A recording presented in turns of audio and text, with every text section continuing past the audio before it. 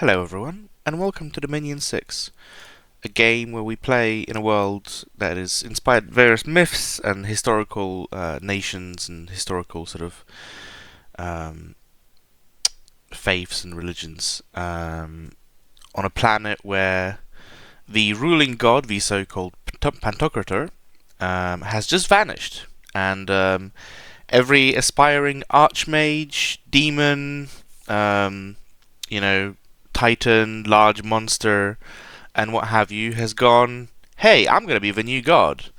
Um, and pretty much every nation is duking it out to see whose god becomes the new head honcho. Um, we will be playing 11 players total. Um, and I'm going to use this video to go over sort of the nation I'll be playing, the god I'll be playing as, and also go over the nations in the game and my thoughts on their players and the play styles of the nations. All the players in this series are at least slightly experienced with the game. By slightly, I mean we all have like a couple of multiplayer games under our belts each. So we're not complete newbies, but we're also not really like veteran players or anything of the sort. But let's get into it. So we will be playing. So Dominions has three ages in it to sort of represent various eras of the planet's development. Um, Although there are eras that are implied to be before the early age, we can't see those, and we don't know what happens after the late age. But the early age is very much sort of Bronze Age-ish civilizations, with a few exceptions. But it's a lot more magic, a lot more mythological creatures running around, and in general humans are a lot weaker in this era because there are still a lot of things running around that can casually just delete people.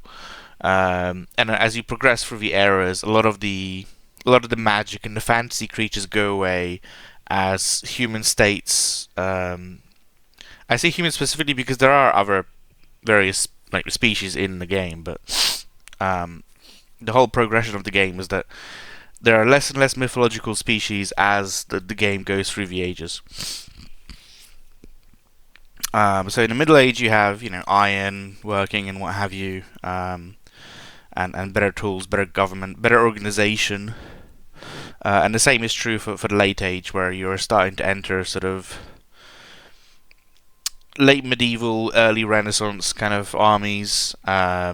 Mages are a lot more organized. Individually, mages are weaker than their early age counterparts, but they have a lot more resources and knowledge to draw upon. But we will be playing in the early age,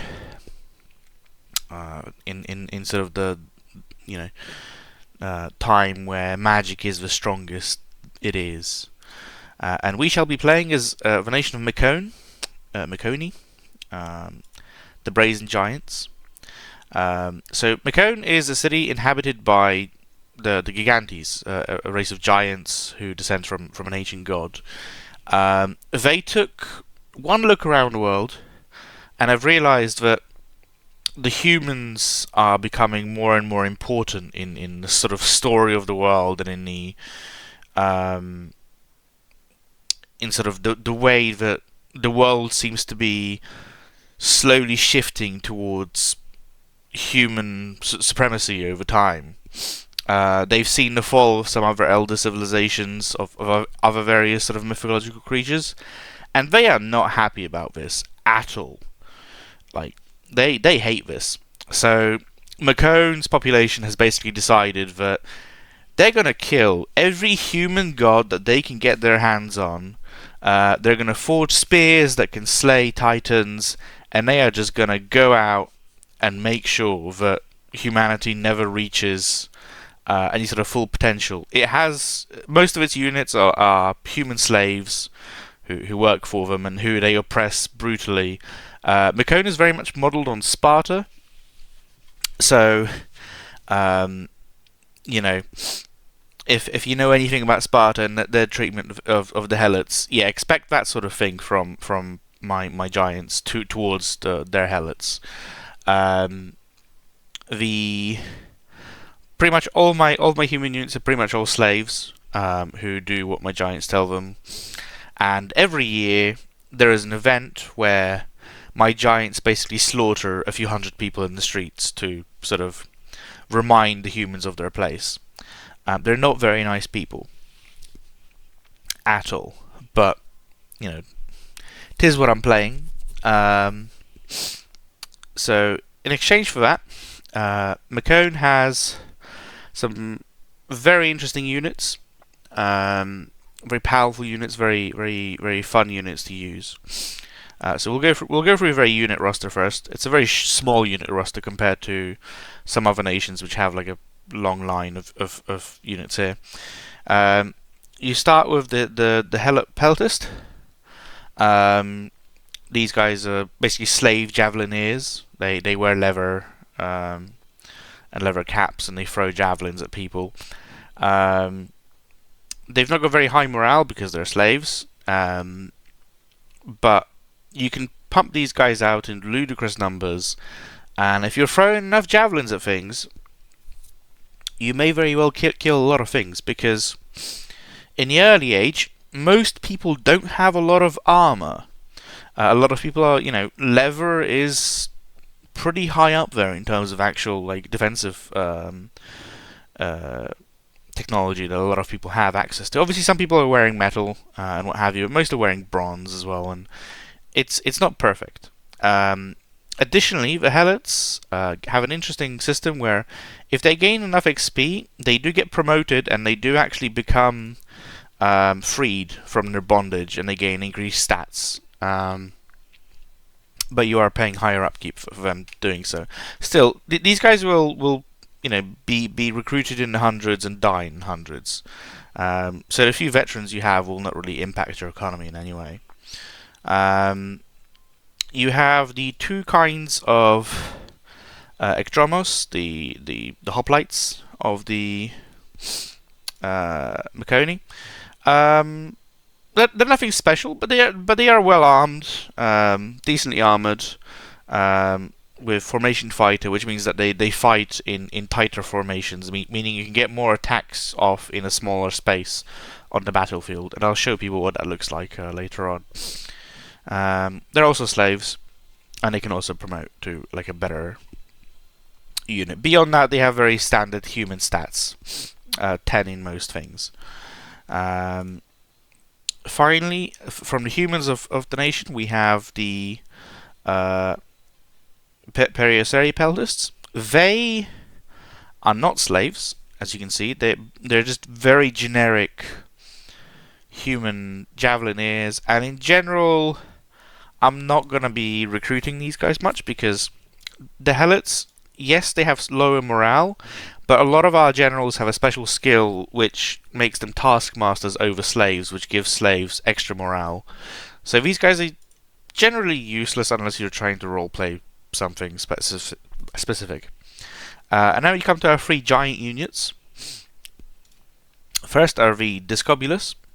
They're basically Mekone's like athletes who throw giant stone discs at the enemy as like a ranged attack. That does a lot of damage, but the problem is, because they're not wearing any armor, as you can see on their portrait, and yeah, they have a bit of extra hit points compared to a human, but in general, they just die too fast for what they cost in resources to recruit. But they are a funny unit to have along the battle, so I might recruit a few of these guys, but probably not many. Then you have the Ekdromos, which are basically Spartan hoplites with some great armor and a magical spear that slays gods. It doesn't say it here, I don't think, but the weapon attack on this golden spear also does an AoE damage attack to anything that's like holy to another nation. Additionally, they are skirmishers, which means they can put them in a sparse line to spread out my formation on the battlefield to better catch enemies trying to get around them. And they are also arrogant in the sense that they will not be led by anyone who's smaller than them. So my human commanders can't lead my giant troops. And in general, I can only recruit 3 of these guys in a turn, with the exception of my capital, which can recruit 7 a turn. Although they are resource intensive, to say the least. And then finally, you have the giant hoplites, which are even much better armored. They gain a proper chest piece. And again, ridiculous stats, great cost, but these guys are what makes Mekone strong. Because after you've got about 20 of them, you can just keep expanding. They're not going to die. They're a big enough formation that they'll kill just about anything. And because they have magical weapons, a lot of creatures and a lot of spells in the game, such as like ethereal or whatever, can't stop the fact that these guys are hitting you with a massive anti-magical spear. So they're fantastic, and you're gonna, if you're playing Mekone, like, these guys are what makes or breaks your game. And then we get to the commanders. We have Scout. A very normal scout. It's stealthy. It has mind survival and stuff. It does your reconnaissance. That's it. There's nothing special about them. You have the human commander. There's nothing exceptional about them. And because they're not a taskmaster, because they can't lead slave troops as well as your normal commanders, you're normally never going to buy these guys. If you ever need a human commander for some reason, just buy an independent commander and have them lead the army. Then you have your first sort of giant commander, the Locos. They're perfectly reasonable troop commander. They have formation fighter. They have taskmaster, which gives extra morale to slave troops. And they're basically geared in the same way as your hoplite units are. The great thing about these guys is you can give them a bit of equipment and they become even more powerful and ridiculous, and you can simply send them on their own into provinces to wreck things. Going on to other things, we have the Gerontes, who are sort of the not priests. I mean, they are priests, but their main thing is that you're using them as your cheap researchers. I say only. They cost 145 gold, and for that they provide you 7 research, which is not a bad ratio of money spent on them versus what they do. Despite the low leadership here, they actually do give a morale bonus to squads. They're just not supposed to be leading a lot of troops because of tradition and what have you. And they have 2 possible magic paths. You can either be a fire one or an earth one mage, which neither of these is spectacular on their own. So you're not going to be using these guys too much for combat unless you have a lot of gems to spend to let them buff up their paths a bit. But they're a solid, but they're a very solid researcher, and they're also a very solid way to have your dominion push against other players' dominion, because they're inquisitors, which means that you're much better at pushing out other people's faves than your own, and all of your priests are capable of that. Then you have the Ether. These will be your sort of standard mages and what have you. They have Fire 1, Earth 1, and also potentially one of these paths as an extra. These guys are great. They cost a bit more, but they do better research, they do better magic, and in general, if you have the spare money, you probably just want to be buying these guys more than anything. You also need one of these guys in every fort that you have, because they are the ones who lead the massacres of the helots, and if they're not in the city, unrest in a city will rise, and you will still lose a whole bunch of people. You just won't get the assassin that comes from the event afterwards. Um, Next, you have the Archons. These are slow to recruit, but they are recruitable in every fortress. They're basically slightly better mages because they get a few extra paths, and they can potentially be a level 2 air mage, or a level 3 fire mage, or a level 3 earth mage. They're great. They're expensive. I don't usually typically build them within the first sort of year or so because they're just too expensive for what they do, and I can build better things in the capital. And then we get to the free commanders who you can only build in the capital. First, you have the Polemarch, who is also a hoplite unit. They're sacred, which means that they get the buffs from a god, and I'll go into that in a moment when we visit what that looks like. And they're also a mage and a combat caster, which means that they can even if somebody's attacking them in melee, they can still cast spells, most likely. Which is very good. They're tough, they're dependable, and because they can cast magic on themselves and on other units, you're going to want these guys commanding your armies as much as possible. They can also be buffed by an extremely powerful buff that the nation has, which I'll try and show off later. The second unit you can recruit in your capital is the Elder Cyclops. These guys are great mages, including you even have Water Path, which most of your other mages do not. And they are Master Smiths, which means that any magic item that they can craft. So if you wanted to craft a magic item of fire level 3, for example, even though he's fire level 2, this thing means that he, for the sake of crafting magical items, he's at magic level 3. And they also provide extra resources to a fort that they're stationed in. So 3 of these guys will get you an extra hoplite, which is very powerful. They're slow to recruit and they're expensive, but you want these guys for crafting items, for being late game heavy mages, for being super combatants. They're fantastic.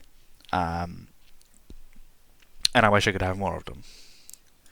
And then finally you have the Basilius, who is your capital only recruitable super mage.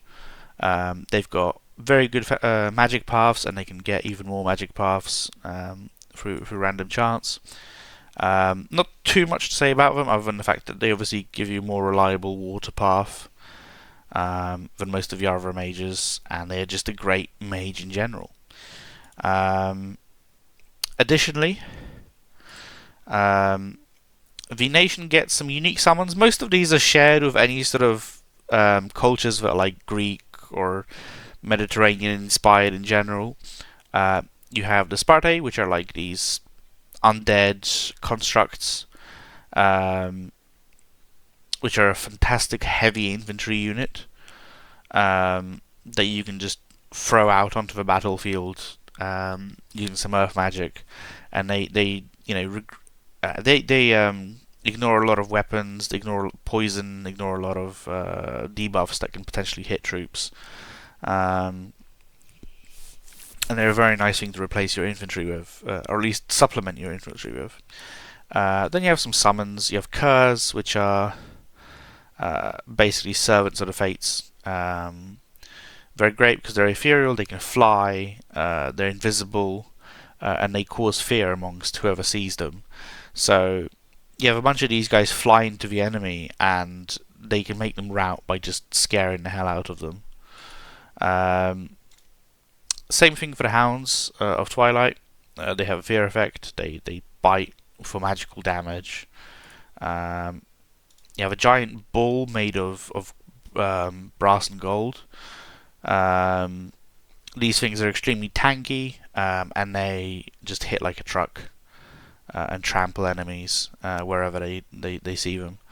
They're a very cool summon. I haven't really used them much, but they look fun to use, so we'll try and get some out when I can. And finally, you have Lampids, which are nymphs from the underworld, and they're invulnerable to a lot of weapons, and they cause basically withering damage to people. So if they hit somebody with their torch, whatever they just hit starts aging rapidly in real time. If you ever seen Indiana Jones, um, you know what I'm talking about. And then finally, the heroes of Mekone. Now, I have a mod which should show all the heroes, but because I also have worthy heroes, it's not showing all of the heroes that I get. So we'll look at the one I get here, which is the King of Pellini. This is like the default hero of the nation, and the only one in the base game. They're basically one of the kings of Mekone in the past, I believe. But he left to a different city and set himself up there. But now that they're going on their quest to kill the human gods, he's come back to the city to sort of lead the armies. He's a strong caster, but his main gimmick is that he is domain immortal. So long as he's within my god's domain, if he's killed, he just comes back the next month. Which means he is a fantastic defensive commander, because he's an excellent chassis. So he's an excellent character, and he's very powerful and tanky and stuff by default. If I kit him out with gear, even if he dies after killing loads of things that he's fighting, he will just be back and then come back again and again and again. It's great. Overall, Mekone, I think, is a fantastic nation. And the final thing I need to show you guys is the god design that I went with for the nation. So you have a lot of options for the sort of creature you want to be your god. As anyone who actually has played Dominions, as you can see, I can't take the human pretenders. Usually in the game, you have various humans who've ascended one way or another to godhood. Like, they're an alchemist who figured out, the elixir of life or whatever. But because I'm playing as Mekone, they will not follow a human god. So you have various creatures here, like the ferryman, the gorgon, an elder cyclops, a statue of war and stuff. But what I went with, let me load them in.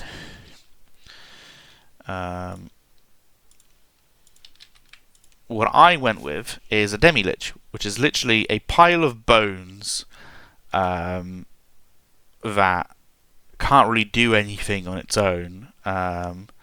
It's a poor smith, but they are a very powerful mage, and they also have very cheap magic paths, which afforded me to be able to give them a lot of high-level magic that the nation lacks, and also gives me reasonably powerful scales. Although these are not like fantastic scales, they are not half bad for having this high-level magic.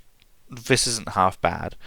My Dominion basically gives me extra income, a lot of extra resources. It's pretty hot in Mekone, and well, basically the land kills you. There's a lot of diseases in the air and what have you. But people in the land are also exceptionally lucky. A lot of good events will happen. And you can find gems, find magical items, get extra money, and what have you. And the land is slightly magical, which means that all my researchers basically do a bit better in research, which boosts my research speed. The bless I went with, because Mekone lacks sacred troops, which is a rather unusual thing. Most nations have troops that can be blessed by priests. Mekone does not have sacred troops by default. Your blesses will only really affect your commanders, which is most of my mages and most of like my polemarch and stuff. So the bless I went with is unaging, because a lot of my commanders, as you probably saw on the nation description screen, they're old, which gives them a lot of debuffs. This not only cuts down their age, it also means that they age much slower. So as you see, they only age one year every 4 years, which removes a lot of the debuffs of having old characters. So this is a very powerful buff for that. I took Spirit Sight because we're playing in the early age, which means that there are a lot more what Dominions players usually refer to as elves, but basically a lot more fantasy creatures, a lot more fae, a lot more things like genies or like fairies or a lot of mythical creatures which are associated with like glamour magic and stealth and what have you. In this game, we have like several players who rely on high level glamour magic to succeed. So I figured having my commanders basically be able to ignore things like displacement or invisibility or fighting in the dark, because there are two nations in the game who are like all underground, I think is a very useful buff. The next thing I went with, I took very high points into glamour for the obfuscate spell. I say spell, bless, not spell. Basically, when my god finally comes online, because it'll take him a bit to get there, because he's currently imprisoned somewhere. When he finally comes into play, for this very expensive buff, what this will do is every single one of my units that's sacred becomes stealthy, which means I can basically pre-position super heavy combatants within my enemy's territory, and they won't see them until I attack. So I can do a lot of raiding, I can do a lot of shenanigans with that, but I can also do things like, say one of my forts under siege, I can just stealth move like a dozen mages into the fort to help the defense. And because all my mages are colossal, they get to move several provinces over, and it's fantastic. Strong Blood is just a very useful buff. It gives me poison resistance and disease resistance to most of my units, and given that we have at least, I think, 2 nations that can cast a spell called Foul Vapors, I need this. And Heroism means that my commanders will just gain experience very quickly, which ups their stats every time they level up. Yeah, so that about does it for my nation, so to speak. And now we will go into the other nations in the game. Some of my descriptions will be very short because, quite frankly, I just don't know enough to comment on them. But I want to give at least a minute or so summary of every other player that will be in the game. So the other nations in the game, there'll be 10 other players in total. One person is playing Sauromatia. They're basically Amazon-inspired heavy cavalry units. For the most part, they have some really cool stuff. They've got hydras that they can recruit, which spit poison, and obviously multiple heads and what have you. But the main strength of Sauromatia is that they have really powerful, heavy cavalry in an age where most people don't. As you can see, they have fully armored horses, which in an era where most people are still figuring out how to shape metal into armor, they've got cataphract units. So their horses are exceptionally tough, and they hit hard, long lances and what have you. They have some great mages, because their mages have astral magic, which means that they can communion together to become even stronger. And in general, I think Sauromatia is a very solid army. But I've never played them, but from what I hear, because of the fact that they've got such heavy cavalry, they do really well in the era. But I can't really comment much more on that. The player themselves hasn't played Dominions 6, but they have played Dominions 4 and 5, and they have some multiplayer experience from those. Sorry. So I'm expecting some very good things from them, but I can't give an in-depth dive into this nation because I just don't know enough to say more than this. Next we have Fomoria, which is a nation of, and you can read it up here as well as I'm sort of rambling. They're basically a nation of giant creatures that were cursed by the gods for basically the sin of hubris. They saw themselves as too important to the whole order of ferrying people through the waters into the afterlife, and they've mostly been cursed into these goat creature things. But they're still exceptionally powerful, and as you can see, some of them still look like they used to. Fomoria in general is a very powerful nation. They've changed their magic somewhat since the last game. Because glamour magic didn't used to exist. Most glamour spells existed in air, or they just didn't exist in general. But now they've given them the glamour path, they've weakened their air path somewhat, from my understanding. But that's not a bad thing. Glamour is a very powerful path because it offers a lot of defensive buffs to units. And these guys are as big as my giants. They have worse equipment on average. Their equipment doesn't protect them as well, but they can pump out more of these guys than I can pump out my giants. And they have a few exceptional units like these Fomorian giants, which are sacred, which means that they can take all those buffs that I was showing earlier, and they can actually take them as an army unit.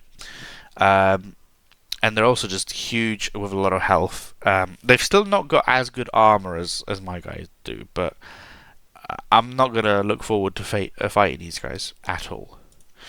The player playing as Fomoria, if you're watching my other series, they are the player who plays Man in the MA game.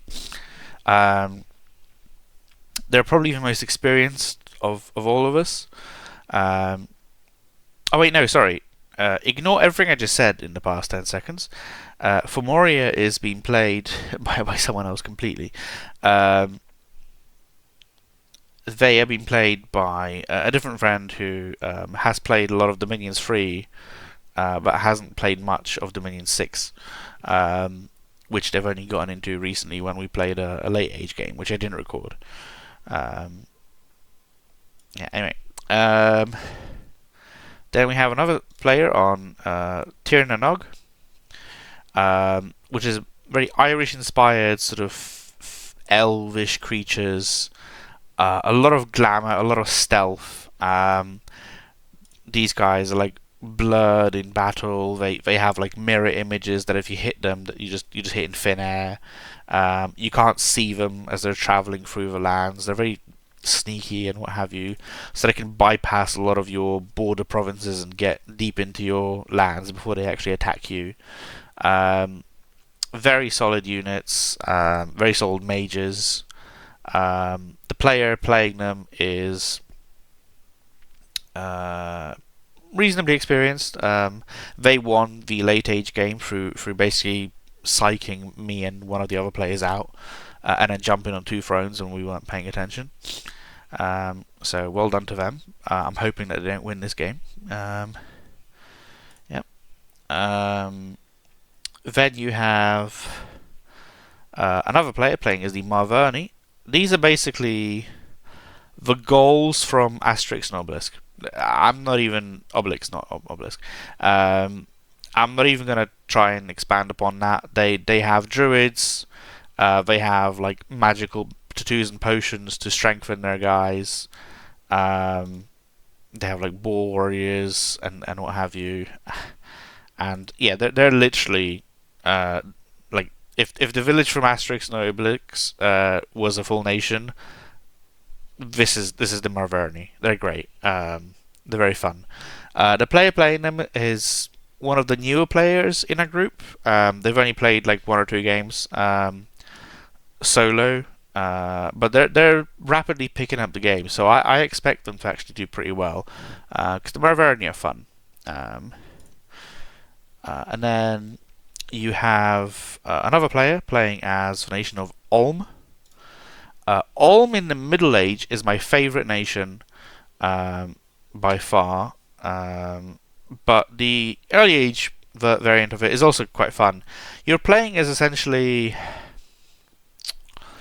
If you ever saw Conan the Barbarian, the movie, or like played Conan or read Conan, you are essentially playing in that sort of time. Like before civilization, you have all these like Germanic tribes with like mountain warriors, and people who like wield giant swords.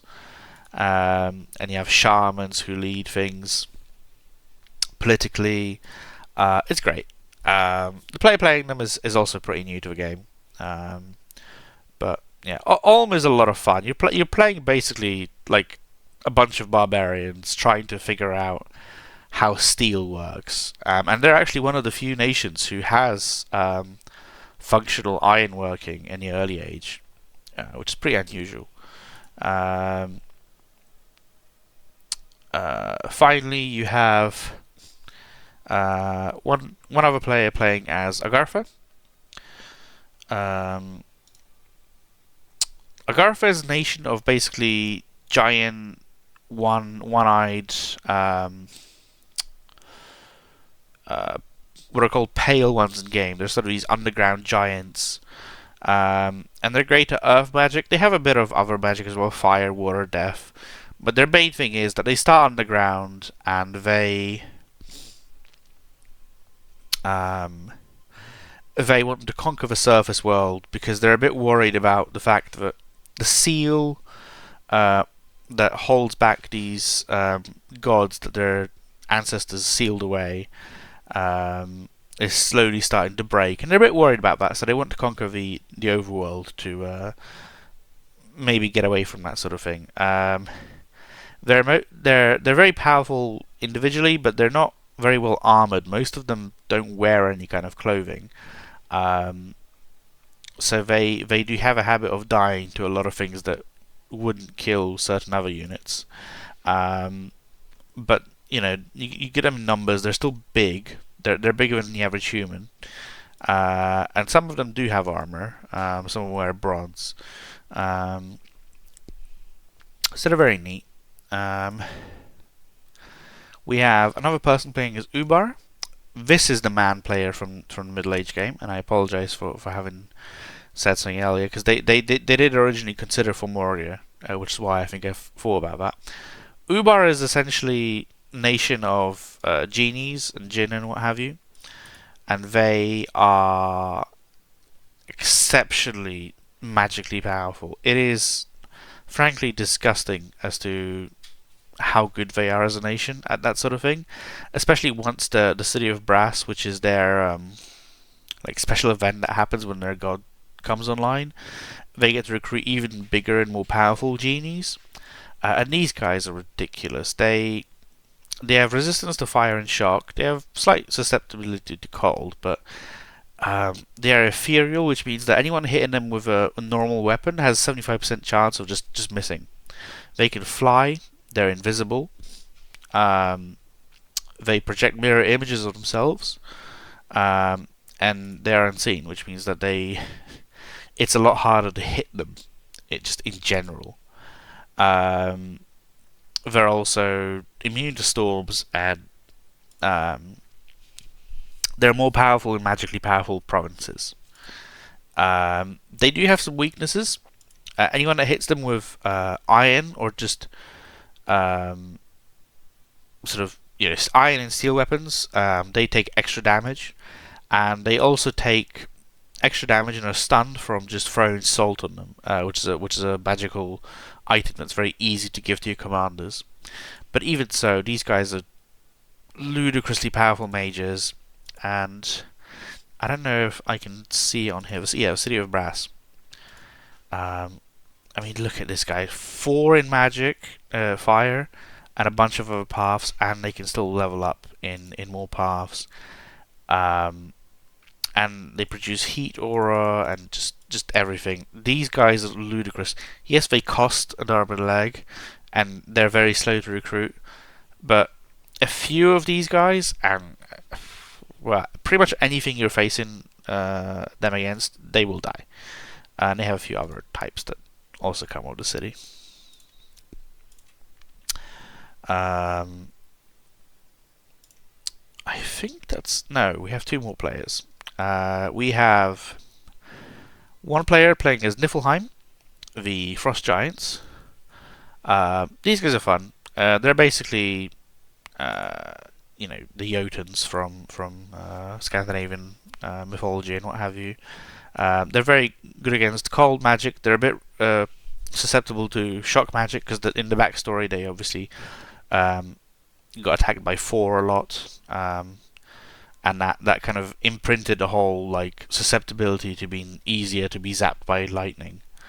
As you can see, the Jotuns are descendants of primordial giants hunted and slain by the god of thunder, and they still fear thunder enough that they actually physically take more damage from lightning.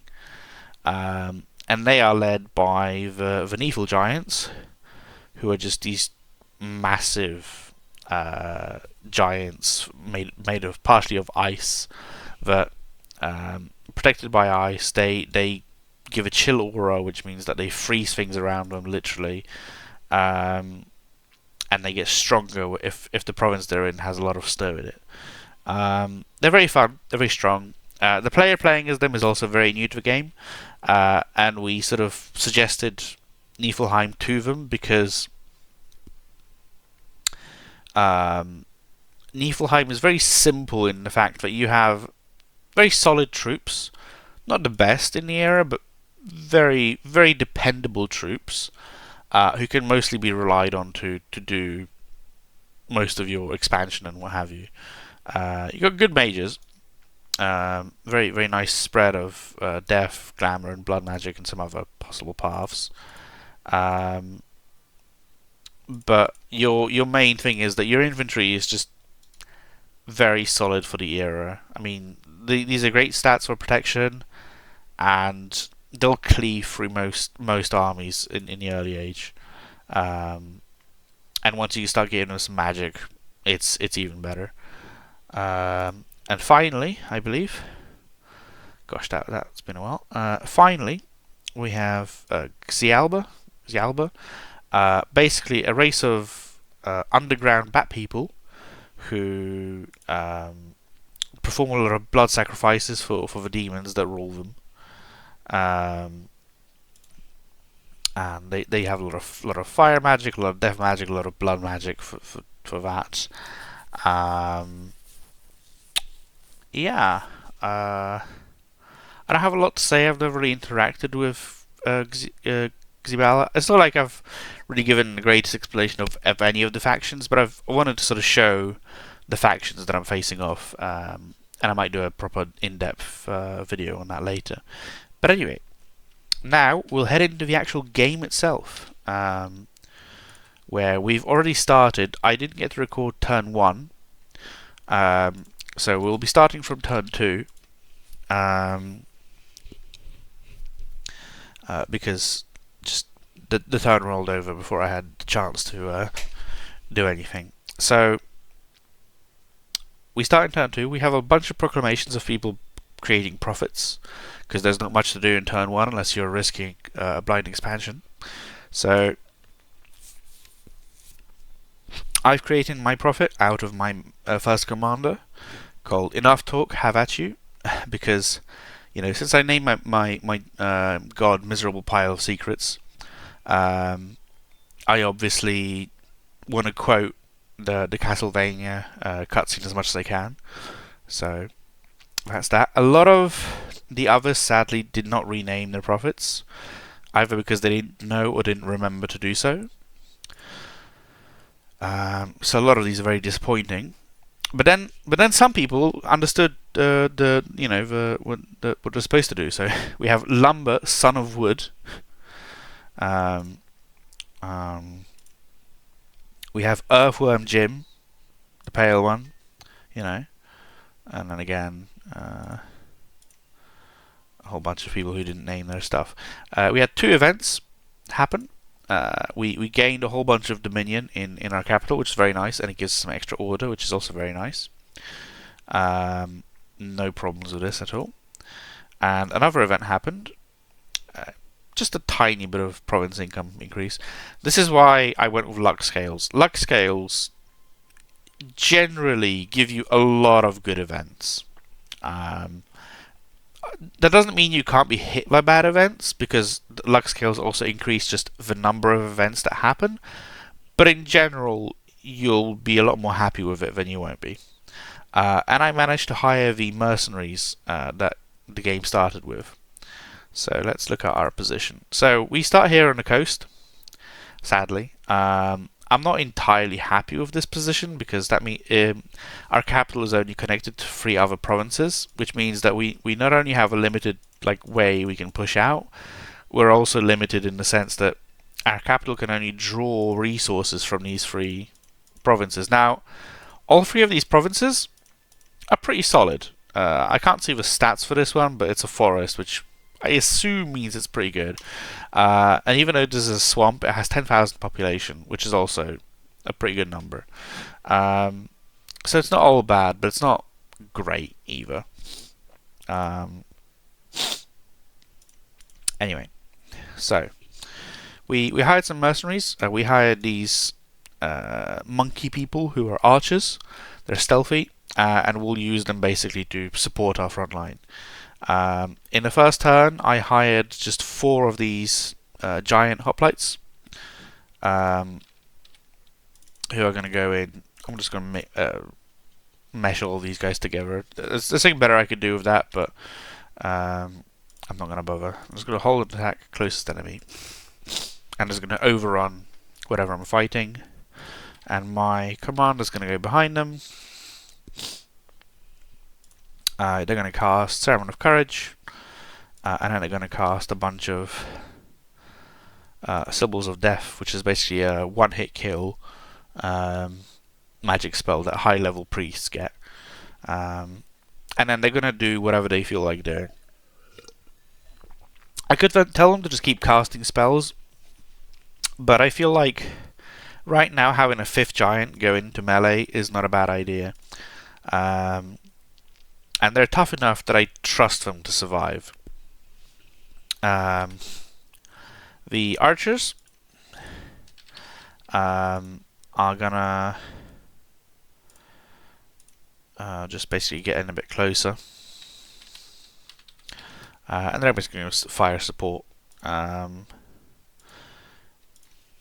the main army. I am going to first go into the creatures down here, because they're sea creatures that fight better in the water, so them being out here means that they're kind of weak.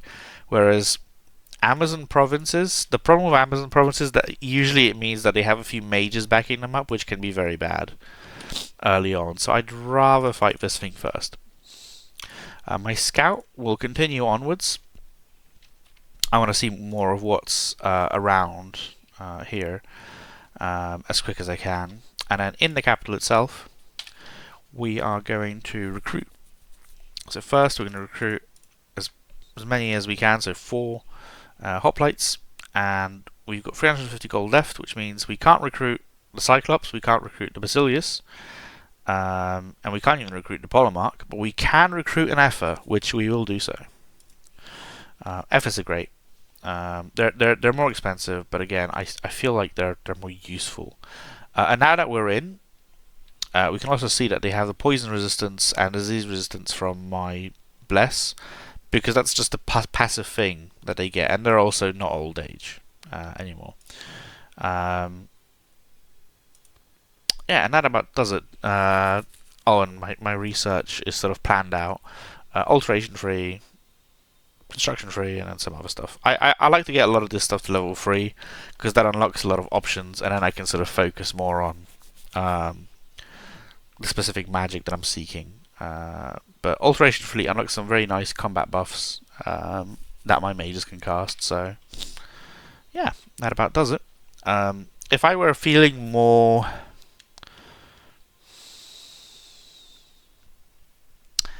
You know what? I might come to regret this. But what I'm actually going to do Yeah. Yeah, what I'm actually going to do is I hired mercenaries. Mercenaries, are not part of my national army. They're going to head south. My army is going to head here. If I can expand into both provinces immediately, that's great. And if my mercenaries die, I mean that's sad, and I spent money. But you know what? It's fine. And I think the 50 of them are strong enough to take on the fish people here.